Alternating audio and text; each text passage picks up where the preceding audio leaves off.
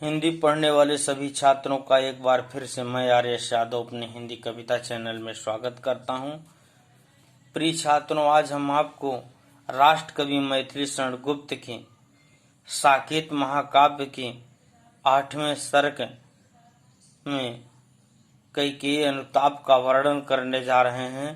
आप उसे ध्यानपूर्वक देखें और सुनें।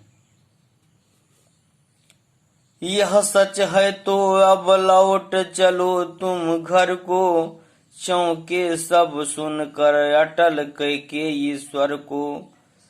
सबने रानी की ओर अचानक देखा, वैधव्य तुषारा वृथा यथा विधुलेखा। माता कैकेयी भगवान श्री रामचंद्र जी से कह रही हैं, उसी का वर्णन राष्ट्र कवि मैथिली शरण गुप्त ने किया है कि यह सच है तो अब लौट चलो तुम घर को। हे राम, अगर यह बात सच है तो तुम वन से अयोध्या की तरफ वापस चलो। चौके सब सुनकर अटल कैकेयी स्वर को। कैकेयी के इस अटल स्वर को सुनकर के सभी चौंक उठे। सबने रानी की ओर अचानक देखा और सभा में बैठे हुए सभी लोग रानी कैकेयी की तरफ आश्चर्यचकित होकर के देखने लगे। वैधव्य तुषारा वृथा यथा विधुलेखा। रानी कैकेयी विधवा रूप में सफेद साड़ी पहने हुए ऐसे दिखाई दे रही थी कि जैसे पाले से ढकी हुई, कोहरे से ढकी हुई चांदनी हो। बैठी थी अटल तथापि असंख्य तरंगा।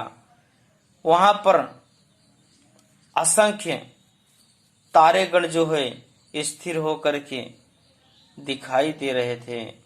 वह सिंही अब थी आहा गोमुखी गंगा। शेरनी के समान दहाड़ने वाली कैकेयी अब गोमुखी गंगा के समान पवित्र हो गई थी और कहती हैं, हाँ जनकर भी मैंने न भरत को जाना। हे राम, यह सत्य है कि मैंने भरत को जन्म दे करके भी भरत के विषय में नहीं जान सकी। सब सुन ले, तुमने स्वयं अभी यह माना। सभा में बैठे हुए सभी लोग सुन लें और तुमने स्वयं इस बात को माना है। यह सच है तो फिर लौट चलो घर भैया। अगर इस बात में सच्चाई है कि मैंने भरत जैसे पुत्र को जन्म दे करके उसके हृदय की गहराइयों को नहीं जान सकी, तो हे राम, तुम अब वन से अयोध्या की तरफ वापस चलो। अपराधीन मैं हूं तात तुम्हारी मैया। हे पुत्र, अपराध मैंने किया है, इसलिए और दंड भरत को क्यों दिया जा रहा है।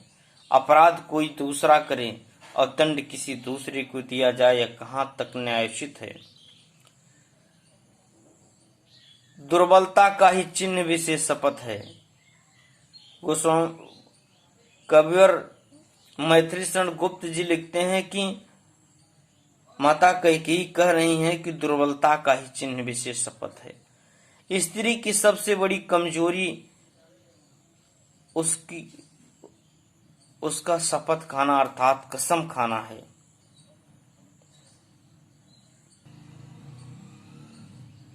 पर अबला जन के लिए कौन सा पथ है, लेकिन असहाय निर्बल स्त्री के लिए दूसरा मार्ग भी क्या है। यदि मैं उकसाई कई फरज से हूं। माता कैकेयी कहती हैं कि अगर भरत ने अयोध्या के राज्य को हड़पने तथा राम को वन भेजने में उसका तनिक भी हाथ हो, उसने मुझसे कहा हो, तो पति समान ही स्वयं पुत्र भी कहूं। ते हे राम, जिस प्रकार से तुम्हारे पिता राजा दशरथ ने तुम्हारे वियोग में अपने प्राण को त्याग दिए, उसी प्रकार मेरा पुत्र भी मृत्यु को प्राप्त हो जाए, अर्थात वह भी मेरे काम न है। ठहरो मत रोको मुझे, कहूं सो सुन लो। हे राम ठहरो, मुझे कोई बात कहने से रोको मत, कहूं सो सुन लो। और मैं जो कह रही हूं उसे आप सुन लीजिए। पाओ यदि उसमें सार उसे सब चुन लो। अगर उसमें कोई तत्व हो तो आप उसे चुन लीजिए। करके पहाड़ सा पाप मौन रह जाऊंगा। पहाड़ के समान भयानक अपराध करके मैं कैसे शांत रह सकती हूँ। राई भर भी अनुताप न करने पाऊं। पहाड़ जैसा पाप करके मैं शांत रह करके क्या राई के बराबर, सरसों के बराबर पश्चाताप करने का मुझे अधिकार नहीं है। थी स नक्षत्र सनिशा ओस टपकाती, नक्षत्रों रूपी रात्रि आंसुओं के समान ओस को टपका रही थी। रोती थी नीरव सभा हृदय थपकाती। सभा में बैठे सभी लोग अपने हृदय पे हाथ रख करके रो रहे थे। उल्का सी रानी दिशा दीप्त करती थी। उल्का पिंड की भांति रानी कैकेयी दिशाओं को प्रज्वलित कर देती थी। सब में भय विस्मय और खेद भरती थी। सब के अंदर भय और आश्चर्य तथा दुख पैदा करती थी। क्या कर सकती थी मरी मंथरा दासी।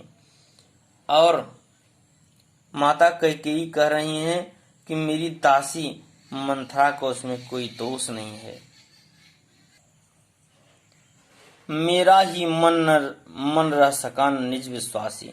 जब मेरा मन ही मेरे बस में नहीं रह सका तो उसमें मेरी दासी मंथरा का कोई दोष नहीं है। जल पंजर गत अब अरे अधीर अभागे थे। मेरे शरीर रूपी पिचड़े में मेरा अधीर हृदय ही अभागा था, अधीर मन ही अभागा था। वे जलित भाव थे स्वयं तुझी में जागे। ऐसे ज्वलंत भाव स्वयं ही मेरे हृदय में उत्पन्न हुए थे, मेरे मन में उत्पन्न हुए थे। पर था केवल क्या ज्वलित भाव ही मन में। क्या ऐसा ज्वलंत भाव ही मेरे मन में उत्पन्न होना था। क्या शेष बचा था कुछ न और इस मन में। क्या मेरे मन में कुछ और शेष नहीं बचा हुआ था। कुछ मूल्य नहीं वात्सल्य मात्र क्या मेरा। माता कैकेयी कहती हैं क्या मेरी ममता का कोई मूल्य नहीं है। पर आज अन्वेषा हुआ वत्स भी मेरा। जिस भरत के लिए मैंने ये सब किया आज वही मेरा पुत्र दूसरों की भांत हो गया है। थूके मुझ पर त्रिलोक फरे ही थूके। माता कैकेयी कहती हैं कि तीनों लोग चाहे तीनों लोग के लोग मुझे थूकें अर्थात मेरी निंदा क्यों न करें। जो कोई जो कह सके कहे क्यों चूके। जिसको जो कुछ कहना है वह कहे, वह कहने से क्यों चूके। छीने न मात्र पद किंतु भरत का मुझसे, लेकिन माता का पद मुझसे छीना। भरत की जो माता का अधिकार मुझे मिला है वह माता का अधिकार मुझसे छीना न जाए। हे राम दुहाई करूं और क्या तुझसे। हे राम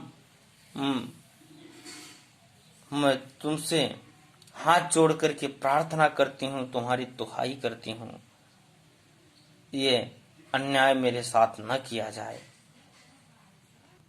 अब आप काव्य सौंदर्य के रूप में ध्यान दीजिए।